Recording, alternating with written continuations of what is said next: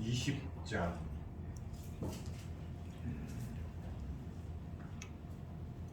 열왕기하 20장 12절부터 마지막 절까지 교독하겠습니다.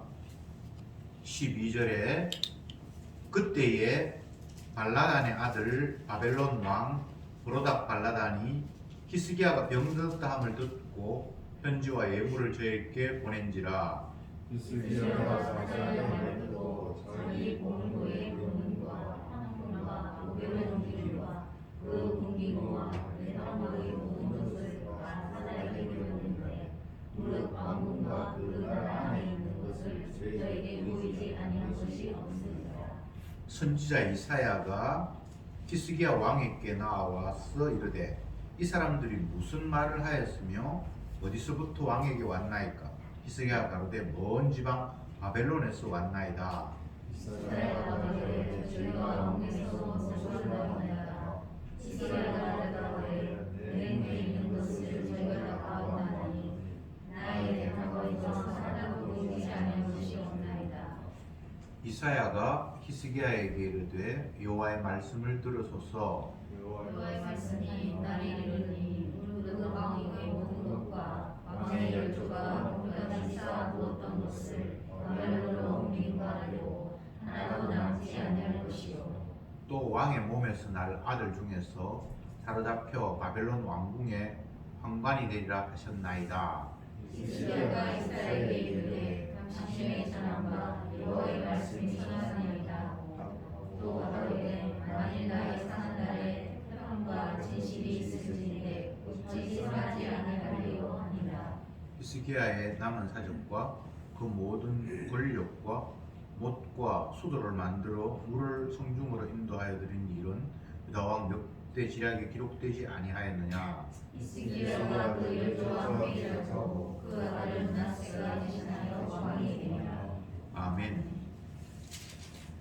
히스기야 왕의 마지막 부분을 기록한 내용을 같이 읽었습니다. 히스기야 왕은 비교적 많은 일들을 했고 좀 괜찮은 왕 중에 한 사람으로 생각이 되어집니다. 그럼에도 불구하고 그의 모습은 하나님 앞에 죄를 범하고 꾸중 듣는, 책망 듣는 그런 모습으로 오늘 말씀이 결론이 맺어집니다. 우리가 성경을 보면서 여러 가지를 생각해 볼 수 있는데 중요한 것은 하나님은 어떤 분인가 라는 것에 초점이 맞춰져야지 그렇지 않은 다른 모습, 이렇게 하니까 잘못되네, 이렇게 하니까 복을 받네 라는 식의 관점을 갖는다면 이미 성경이 말씀하고 있는 그 방향성에서 떠나 있는 겁니다. 하나님이 어떤 분인가가 중요하지, 이렇게 하면 잘 되네, 이렇게 하면 잘못되네, 그게 못된 모습들이 늘 우리들에게 있습니다. 그래서 성경을 볼 때마다 주님은 이런 분이구나, 이렇게 결론이 나면 돼요. 하나님이 세상을 다스리시는 목적이 자기 영광이지 우리를 어떻게 복되게 한다거나 천국 넣어준다거나 그런 게 목적이 아닙니다. 그렇다면 지옥을 없애면 제일 좋겠죠. 이렇게 사나 저렇게 사나 결국은 주님께서 다 용서하셔서 모두를 다 천국으로 인도하신다면 깔끔한데 실제적으로 하나님은 그런 분이 아니잖아요. 맨 처음 하나님께서 심판의 모습을 인류에게 보여주셨을 때에 그때가 노아 홍수 시대잖아요. 하나님께서 사람 지으셨음을 한탄하시고 땅 위에 기식하는 모든 것들, 사람뿐만 아니라 동물마저도 다 멸하기로 작정을 하시고 방주를 만들라고 노아에게 말씀하셨고 방주 안에 들어가라고 말씀하셨는데 방주가 만들어지고 노아가 열심히 전도를 했는데 하나님께서 심판하시니까 빨리 방주 안에 들어가야 된다라고 얘기했는데 노아의 가족 말고는 아무도 안 들었고, 그럴 때 하나님께서 정결한 짐승 7상 또 부정한 짐승 2상을 그 방주 안에 집어 넣어라 그렇게 하시고 하나님이 세상을 다 물로 썰어버렸죠. 그걸 보면 하나님이 왜 사람을 만들었을까? 왜 세상을 만들었을까? 사람 좋으라고 만든 게 아니에요. 노아가 심판받을 그 당시에 방주 안에는 8명, 방주 바깥에는 몇 명일까요? 수도 헤아릴 수 없을 만큼 많겠죠. 그 비율을 보면 구원 얻는 사람은 정말 귀하다. 반대로 심판받는 사람은 거의 대다수가 심판의 범위 안에 들어간다. 이렇게 볼 수가 있겠죠. 두 번째 심판의 모습을 하나님은 소돔과 고모라에서 보여주셨는데, 소돔과 고모라 성에서 탈출한 사람이 몇 명이죠? 롯과 두 딸. 그 당시에 소돔과 고모라는 가장 번성한 제일 큰 도시, 가장 많은 사람들이 모여서 살았던 도시라고 생각이 되어집니다. 그런 엄청난 큰 도시, 번성한 도시에 하나님이 심판을 하시면서 3명 달랑 구원 얻고 나머지는 다 불로 심판해버렸던 모습이 하나님의 심판의 샘플이다. 첫 번째는 물로 심판을 하셨고, 두 번째는 불로 심판하셨고, 그게 심판의 그 어떤 맛보기, 시식하듯이 인류의 마지막 심판은 아직 남아 있습니다. 이건 뭐 어마어마한 거예요. 우리가 상상도 못하는 건데 맛보기로 그냥 견본으로 앞에 짤막하게 그렇게 보여주다. 물로 심판하시는 모습, 불로 심판하는 모습. 근데 어쨌든 그 심판 가운데서 구원 얻는 사람은 지극히 작잖아요. 소수잖아요. 하나님이 사람을 만들어 놓고 그 사람을 심판하시는데 겨우 몇 명 건지고 나머지를 심판하시는 모습. 이런 성경을 보면 절대 인간 중심이 아니에요. 사람 구원하려고 하나님이 일을 펼치신 분이 아니에요. 자기 자신의 뜻을 펼치실 뿐이에요. 나는 은혜 줄 자에게 은혜를 주고 긍휼히 여길 자는 긍휼히 여긴다. 그 말씀 속에는 은혜 안 줄 자는 은혜 안 주고 긍휼해서 제시킬 자는 나는 상관 안 한다라는 이야기를 말씀 속에 담았습니다. 자, 그런 것들을 바탕에 깔고 다시 오늘 본문으로 돌아가 봅시다. 바벨론 왕 브로답 발라단이 히스기야 왕이 병들었다는 소식을 듣고 편지와 예물을 보냈다. 이렇게 이야기가 시작이 됩니다. 그러니까 이것은 하나님께서 그를 네가 이제 죽고 살지 못한다라고 했을 때 성전 벽을 붙잡고 하나님께 기도했을 때 15년 생명을 연장시켜 줬잖아요. 근데 그게 이제 끝나고 난 이후에 이제 병이 나았는데도 불구하고 아마 죽을 병에 걸렸다는 소식이 들렸겠죠.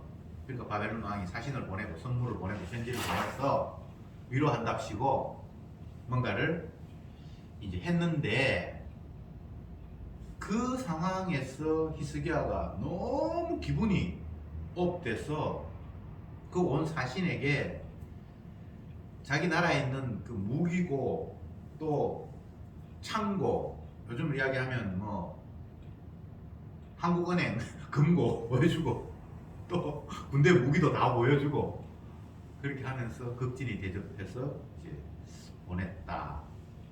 근데 이제 우리가 성경을 보면 하나님께서 자기 관점으로 말씀을 하시니까 구구한 내용이 여기에 있진 않아요. 히스기야는 사람의 눈치를 보고 어떤 행동을 했다라는 걸 지금 고발하고 있는 거니까요. 근데 인간적인 관점에서 보면 히스기야가 이렇게 행동한 이유를 충분히 납득할 수 있어요. 이게 상식에 어긋난 행동은 아니에요. 왜냐하면 그 당시에 이스라엘 주변에는 아수르가 점점 세력을 키워갔고 아수르에 의해서 침략을 히스기야도 받았잖아요. 포위돼가지고 꼼짝 못하는 상황에서 하나님께서 기적적으로 18만 5천 명을 다 죽이고 그런 엄청난 일이 있었단 말이죠. 그래서 아수르에 대한 그 주변 나라의 그 공포심이 대단했습니다.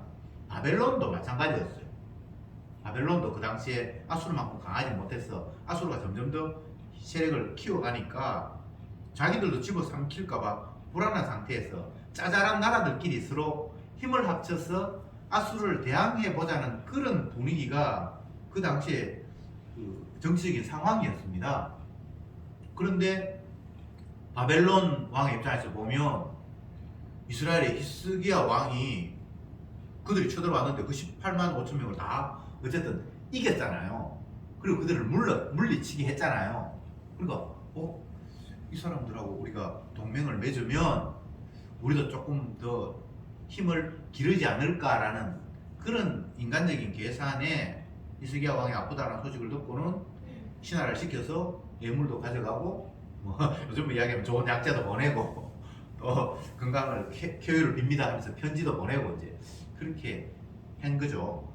그러니까 히스기야는 너무 기분이 좋잖아요. 저 멀리서 자기에게 뭔가 연합하자라고 사신을 보냈고 예물을 보내니까 기분이 좋았어.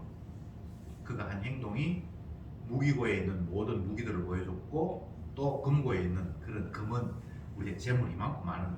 그리고 우리가 뭐 남쪽 북쪽 이스라엘이 이미 아수르에게 포위돼 버렸고 우리가 조금밖에 없는 나라라고 해서 우리를 얕보지 마세요. 우리 이 정도 됩니다. 라는 자기 과시랄까요? 그런 행동으로 무기고를 보여줬고 금고에 있는 재물도 보여준 거죠. 우리하고 뭐 동맹하면 맺으면 뭐 손해 날 건 없을 거예요. 우리가 그렇게 초라한 나라 아니에요. 이 정도 우리가 갖고 있어요. 라는 식의 뭔가를 행동을 했다는 거죠.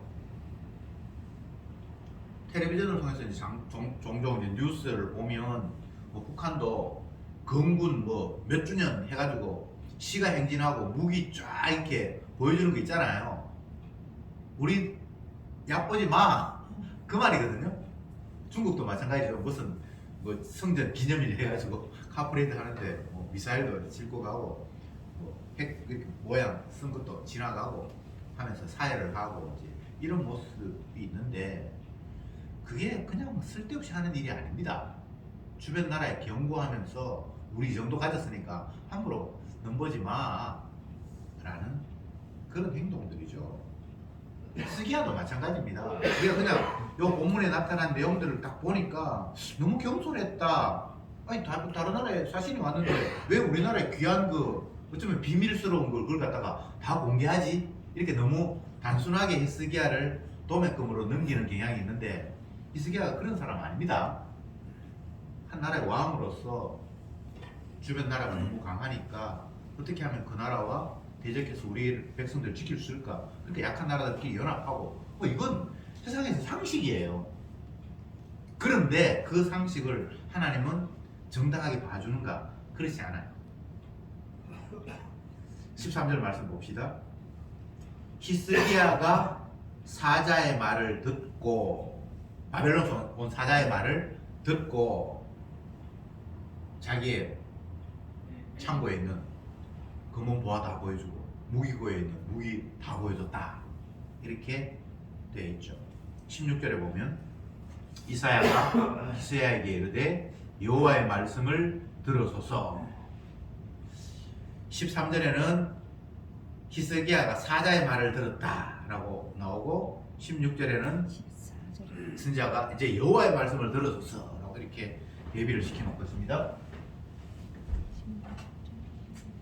사자의 말은 첫 번째 이제 인간의 말이죠.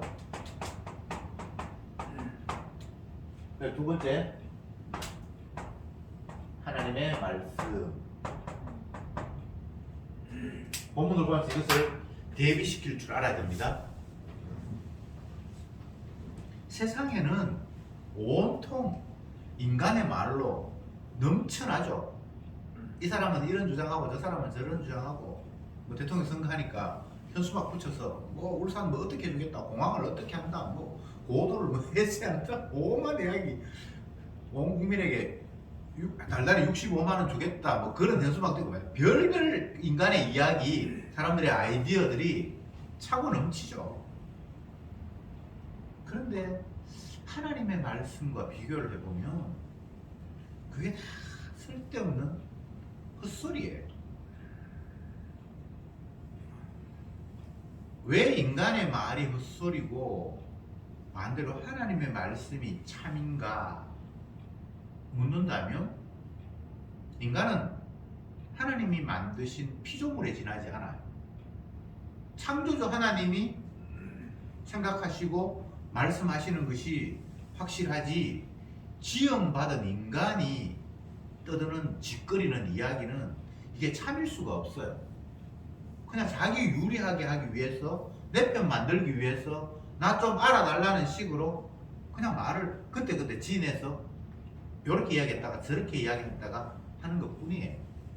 사람의 말은 일관성이 있을 수 없어요. 왜? 환경이 바뀌면. 그때는 맞았지만 지금은 틀렸다. 유명한 영화 감독의 그 영화 제목이 있는데 그게 굉장히 시사하는 바가 커요. 그때 다르다는 거예요. 그때는 내가 마누라 좋아했지만 지금은 마누라 안 좋아하고 김민희 좋아한다. 그것도 정당하다는 거예요. 그때는 옳았지만 지금은 틀렸다. 반대일 수도 있고요. 그때는 틀렸지만 지금은 옳다.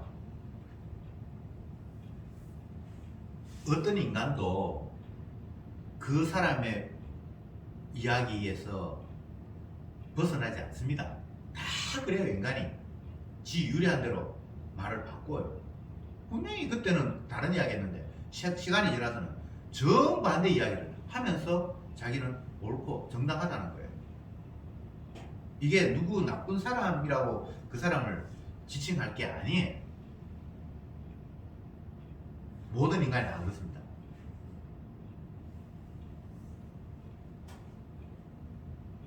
히스기야가 바벨론에서 온 사자의 이야기를 듣고 한 행동, 취한 행동이 뭐죠?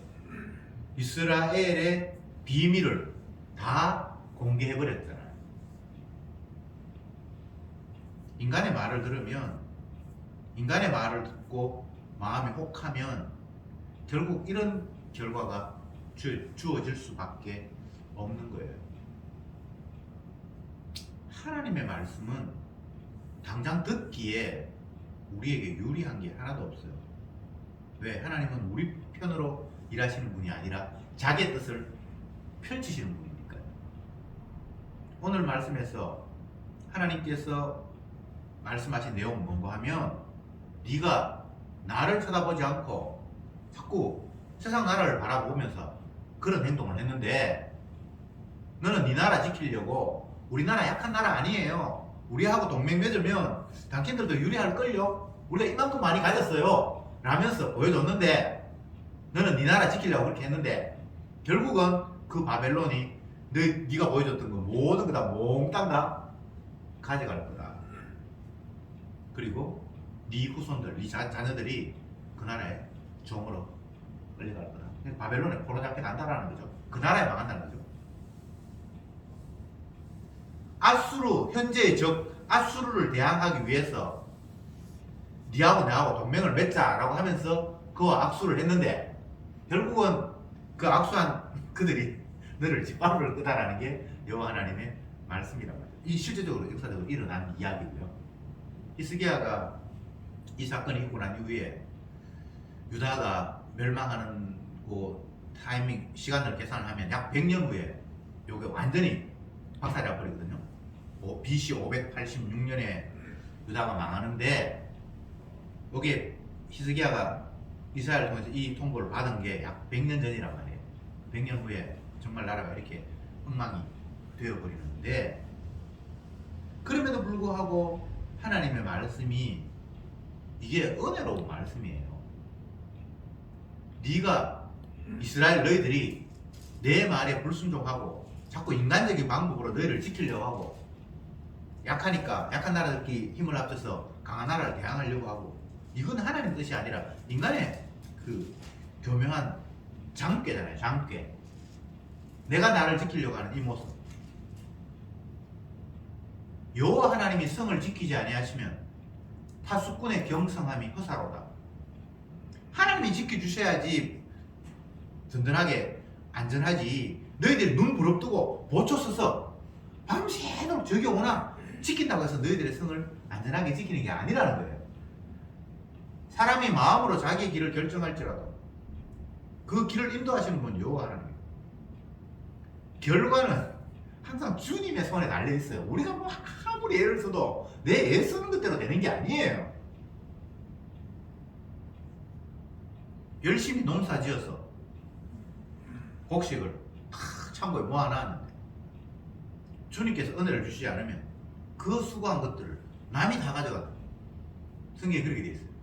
그러면서 시편에 네 손이 수고한 대로 먹을 것이요 라는 이 말을 엄청난 은혜와 복이라고 주님께서 간주를 하십니다. 내가 수고해서 내가 먹는 거는 나는 본전이라고 생각하잖아요. 근데 여호와 하나님 지키지 않으면 내가 열심히 해서 내가 먹으려고 했던 것들이 남이 다 가져가는 그 상황이 얼마든지 이 세상에서는 있을 수 있어요. 죽도록 일했는데 회사가 망해서 월급을 안 준다. 굉장히 억울한 일이죠, 그죠? 그럼 반대로 열심히 일했는데 수고했다고 회사가 나에게 돈을 준다. 이거 당연하다고 생각하잖아요. 주님이 개입이 없으면 당연하다고 생각하잖아요. 근데 주님이 개입이 없는 게 없어요. 참새 한 마리가 장터에서 500원에 서로 거래되는 것도 하나님의 허락 없이는, 사인 없이는 절대 일어나는 일이 없다라고 주님께서 말씀하셨을 때 세상에 일어나는 모든 일들이 주님께서 개입하시고 간섭하신다는 이야기예요. 시장에서 돈 500원에 물건 하나가 성사되는 게 그 정도의 작은 일이 세상에 얼마나 많겠습니까? 그렇죠, 그죠? 지극히 작은 것 하나도 주님의 개입 없이는 되는 일이 없다는 이야기잖아요. 그러면 내가 열심히 일한다, 땀 흘려 수고했다, 결실을 모았다, 그게 나만의 일이겠어요? 주님이 허락하지 않으면 내가 일도 할 수 없을 뿐더러 그 일에 소득도 없어요. 그리고 그것을 내가 노력한 것을 내가 먹는 것, 그것도 당연하다고 생각하면 안 됩니다. 그 무엇 하나 주님의 허락 없이는 되는 게 아무것도 없어요. 히브리서 11장에 보면 구약의 믿음의 사람들을 쫙 열거를 해요. 그러면서 이 사람들은 믿음으로 이렇게 살았다 라고 이야기를 하고, 근데 끝부분에 보면 어떻게 되어 있는가 한번 봅시다. 지난주에 이동우 시장님이 질문하신 내용이기도 한데, 히브리서 11장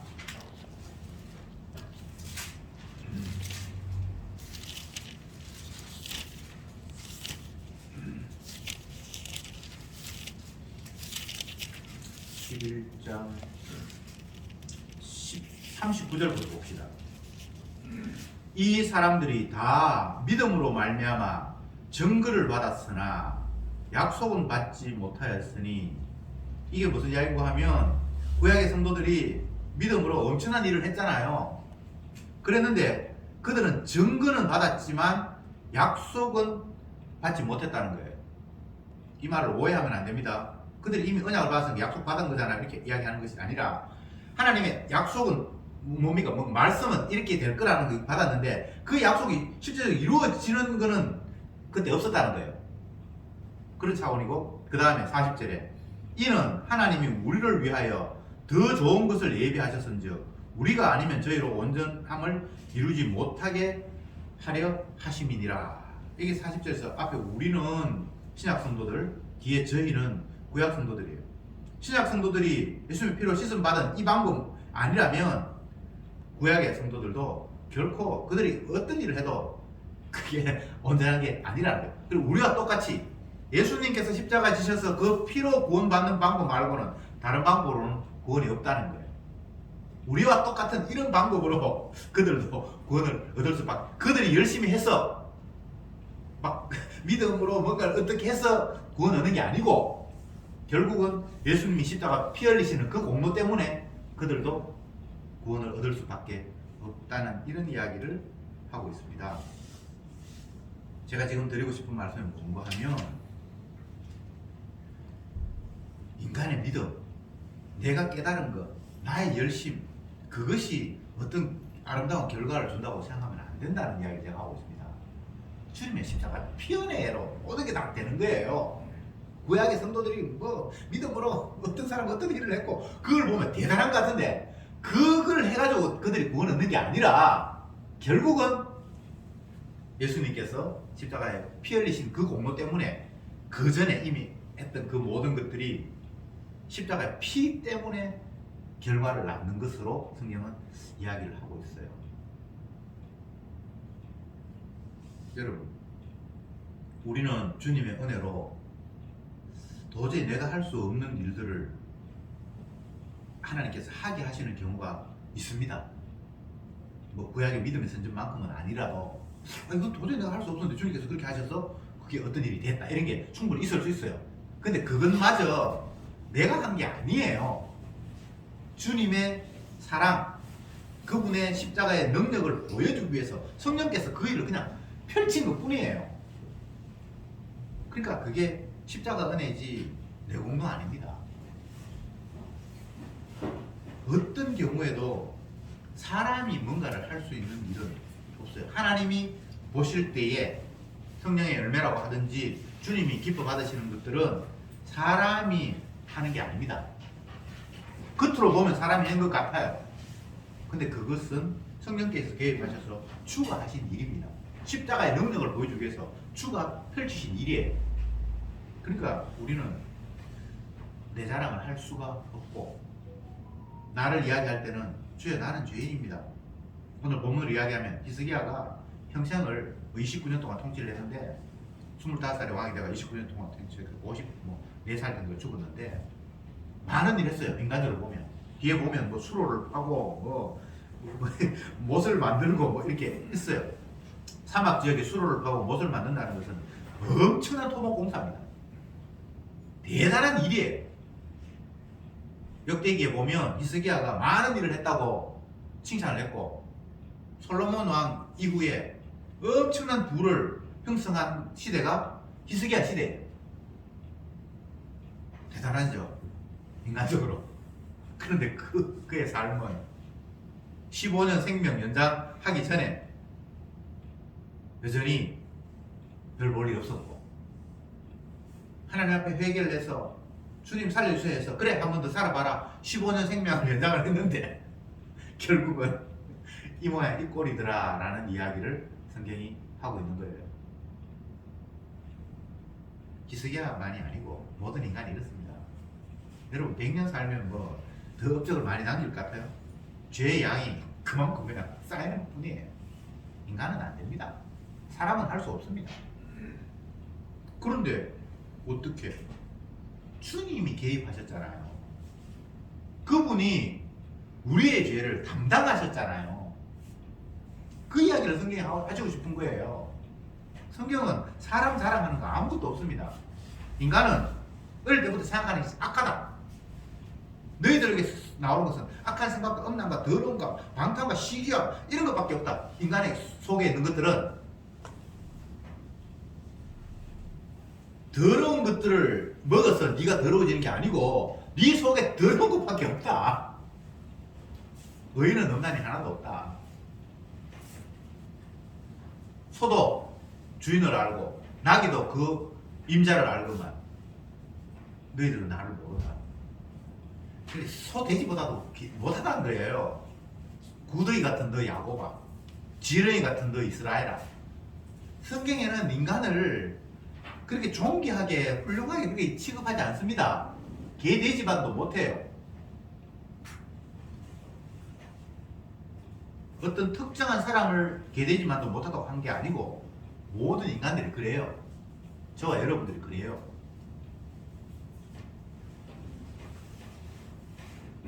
이스라엘 백성들에게는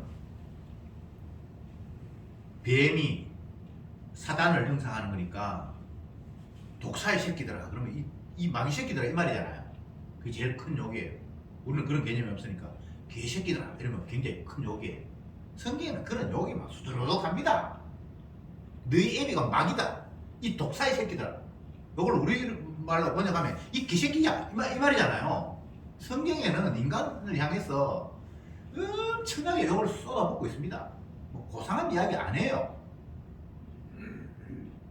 그런데 그런 자 가운데 구원 얻는 자가 있잖아요. 그리고 주님은 내 아들이라고 말씀을 하시고 사랑하는 내 아들. 엄마가 어찌 젖먹이 깐난 아이를 잊을 수 있느냐? 절대 못 잊지. 이처럼 나는 너희를 절대 잊지 않는다. 혹시 젖먹이 엄마가 아이를 잊는다 할지라도 나는 너희를 잊을 수 없다라고 성경이 이야기를 하고 있어요. 분명히 개돼지보다도 못한 인간인데, 구더기보다도 못하고 지렁이보다도 못한 인간이고 뭐 소, 나귀보다도 못한 인간인데, 주님이 내 자녀라고 나는 너를 결코 잊을 수 없다고, 세상 끝날까지 내가 너와 함께 하겠다고, 나 있는 곳에 너희도 있게 하겠다고, 내가 처소를 예비하러 가노니 내가 처소를 예비하면 나 있는 곳에 너희도 반드시 있게 하겠다고 약속하신 그 주님의 사랑, 그걸 우리는 놓치면 안 되죠. 제가 오늘 본문 이야기하면서 인간의 말과 하나님의 말씀을 비교해보자고 말씀드렸잖아요. 사람의 말은 기회를 만한 게 못 된다고 얘기했잖아요. 왜? 피조물이니까 상황 따라 유리함에 따라서 편리하게 이랬다가 저랬다가 하는 게 인간의 말이에요. 뭐 바벨론 사자가 와서 얼마나 좋은 이야기를 했겠습니까? 근데 그 말 기계울 필요 없어요. 지 유리하게 하려고 온갖 이야기 다 하는 게 인간이니까. 근데 하나님은 뭐 그 상황에 따라서 말 바꾸고 그런 분이 아니잖아요. 처음부터 자기가 계획하셨고 뜻하셨기 때문에 때가 돼서 말씀하시는 분이잖아요. 우리는 하나님의 말씀을 믿는 거죠. 내 믿음 믿는 게 아니고, 내 열심 믿는 게 아니고, 내 경험 때문에 나는 절대 주님을 이제 배반 안 할 거다, 이제 복음 깨달았으니까 나는 주님 떠나지 않겠다, 그런 말 믿을 필요 없어요. 안 떠난다 해서 안 떠나는 게 아니고, 주님이 끝까지 붙들어 주시면 떠날 수가 없어요. 여호와의 말씀을 들어서서 이사야가 히스기야 왕에게 한 이야기, 이게 얼마나 귀한 이야기입니까? 16절 다시 봅시다. 같이 읽어봅시다. 시작. 이사야가 히스기야에게 이르되 여호와의 말씀을 들으소서. 이게 평범한 이야기가 아닙니다. 그 바벨론 사신하는 그 말 기울이지 말고 여호와의 말씀을 들으소서.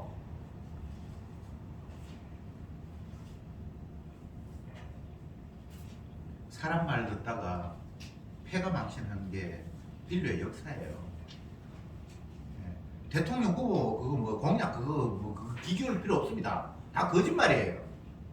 지가 무슨 능력으로 1인당 사람들한테 60만 원씩 주고 65, 어떤 사람은 뭐 1억씩 주고 지가 돈이 뭐 어디 있습니까? 다 거짓말이에요. 아니 그 사람들만 거짓말이 아니고 우리도 날마다 거짓말하며 살아가요. 상황이 불리하면 거짓말하고 속이고 하잖아요. 내가 거짓말하는데 다른 사람 거짓말하지 마라, 그것도 말이 안 되잖아요. 그냥 인간들은 다 그렇고 그런 거예요. 죄인들이에요. 개 돼지예요. 네. 그러니까 인간에게 집중하고 인간에게 뭐 희망을 걸 게 없어요. 그런데 주님께서 말씀하셨다. 여호와의 말씀을 들으소서. 이 여호와의 말씀은 세상이 두 쪽이라도 바뀌는 게 아니에요. 그렇잖아요.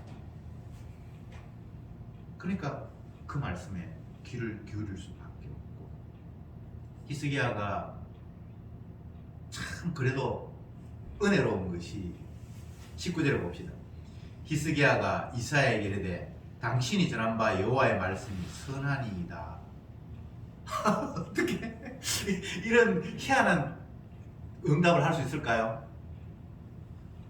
이사야를 통해서 여호와의 말씀을 들었소서라고 말했던 내용은 이 나라 보물 바벨론에게 다 빼앗길 거고 네 후손들이 바벨론의 종이 되고 박살난다 라고 여호와의 말씀을 하셨는데, 히스기야가 하나님께서 하신 말씀은 다 선하고 옳습니다 라고 이렇게 받아들였단 말이죠. 이건 은혜입니다. 이게 아무나 되는 게 아니에요. 은혜가 임하면 이렇게 되는 거예요. 내가 망한다고, 네 죽는다고 해도 그게 그건 하나님 뜻이라면 그건 옳은 거죠. 선하신 말씀이죠. 이게 얼마나 놀라운 이야기입니까? 이게 앞뒤 전후 이 상황이 인간적인 관점에서 말도 안 되는 이야기를 지금 하고 있는 거예요. 그런데 은혜가 임하면 이런 거예요. 하나님이 하신 일이지. 그건 당연히 선한 거죠. 이 겸비한 마음이 아무에게나 주어지는 것이 아니라 주님의 은혜가 임했기 때문에 이게 가능한 거예요. 이 본받자. 우리도 겸비하자. 그런 이야기 아닙니다. 인간이 이에 내 약함, 내 부족함을 메우기 위해서 또 다른 사람과 동맹을 해서 힘을 합치고, 이게 인간 세상이고 모든 사람들이 다 보편적으로 갖는 생각인데, 근데 그렇게 했을 때는 결국 너를 지키려고 했던 것들을 주님께서 다 빼앗아 가버린다. 그 말 딱 듣고는 아, 그렇습니까? 아멘. 저와 여러분들이 이런 은혜 속에 있으면 좋겠습니다. 망할 때 망해야죠. 내가 엉터리 없이 욕망을 가지면서 모으려고 했고 지키려고 했고 나를 간수하려고 했던 그것들이 신앙이 아니었기 때문에 다 무너져야죠. 그거 은혜잖아요. 그거 하나님의 사랑이거든요. 근데 그걸 사랑으로 못 보면 참 불행한 거예요. 아이고, 내가 그렇게 안 했으면 안 빼앗겼을 텐데, 그때 그 내 생각을 바꿨으면 좋았을 텐데. 늘 안 빼앗기려고, 내가 주인이 되어서 내가 많은 것들을 가지면서 남들보다 인정받으려고 하는 그 생각이 단 한 번도 부서지지 않으니까 빼앗긴다는 게 너무 두려운 거예요. 근데 정작 은혜가 임하면, 그래, 내 쓸데없는 욕망 그거 다 무너져야지. 이게 정말 주님의 은혜지. 주님 계시면 됐지. 주님이 나를, 내 허물을 대신 담당하신다고 약속하셨으면 됐지. 내가 뭘 더 바래. 이게 은혜가 임한 자의 반응입니다. 죄인이 나를 영원히 심판받고 저주받고 지옥 갈 수밖에 없는 나를 대신해서 주님이 내가 네 죄 담당할게 라고 말씀을 하시고 나오는데, 그 앞에서 주님 죄도 담당하고요, 내가 물질도 좀 더 많이 있었으면 좋겠습니다, 이런 말이 그게 연계돼서 나올 수가 있나요? 절대 그런 구도가 성립이 될 수가 없어요. 주여, 나는 죄인입니다. 나를 떠나소서. 내 꼬라지 보니까 화로다 나의 망하게 되었구나. 나는 죄인 중에 개수입니다. 모친이 죄질서 잉태해서 내한테는 죄밖에 없네요. 그냥 이게 보통 고백이 아니고 주님의 용서가 덮쳐온 사람의 반응이에요. 신앙의 반응이에요. 내가 이렇게 나쁩니다 하면 주님 용서해 주기, 주님 내가 죽을지 죄했어요 이런 고백이 아닙니다. 이미 주님의 용서가 그를 덮쳤기 때문에 자기 모습이 주님 앞에 고백되는 상황이에요. 여호와의 말씀을 들으소서. 이 이사야의 선지자의 이야기가 여러분의 삶 속에서 귀에 징징징징징징 울렸으면 좋겠다. 여호와의 말씀을 들으소서. 다른 사람의 말을 듣지 말고, 뭐 은희 투자하면 돈 벌었다, 그거 다 개소리예요. 오늘 오다가 또 플래카드 보고 내가 열받았는데, 중국에 어디 뭐 반도 뭐 아파트 뭐 짓는데 3억 벌고 들어간다고 현수막을 붙여놨어요. 그럼 지 하지, 왜 남한테 파는데? 한 채가 3억 벌고 들어가면 지가 다 가지면 그 며칠 짓는지 모르겠지만, 그런 말도 안 되는 거짓말을 하면서 이 땅에서 서로 인간들끼리 소통하고 있어요. 다시 말씀드립니다. 사람의 말은 그거 다 거짓말입니다. 여호와의 말씀에 귀를 기울이면서 살아가는 저와 여러분들이 되길 바랍니다. 기도합시다. 주님, 이 땅에 수많은 소리가 있지만 그것이 결코 복된 소리, 복음일 수가 없음을 다시 한번 본문을 통해서 깨닫습니다. 겉으로 보기에는 먼 나라에서 사신이 와서 예물도 가지고 오고 귀한 이야기를 들려주니 그들과 하나가 되면 내가 살 수 있겠다라는 그런 생각을 갖게 되지만, 그것이 바로 나를 무너뜨리는 마귀의 유혹이라는 사실을 오늘도 말씀을 통해서 다시 한번 확인했습니다. 여호와의 말씀을 들으소서 라고 다가온 그 이사야의 선지자의 음성이 우리의 삶의 현장에서 날마다 쟁쟁하게 울려 퍼지게 하시고 주님이 약속하신 것 그 약속만 붙들며 그 약속만 의지하며 그 주님의 사랑에 감사하며 살아가는 저들이 되게 하옵소서. 예수님의 이름으로 기도드리옵나이다. 아멘.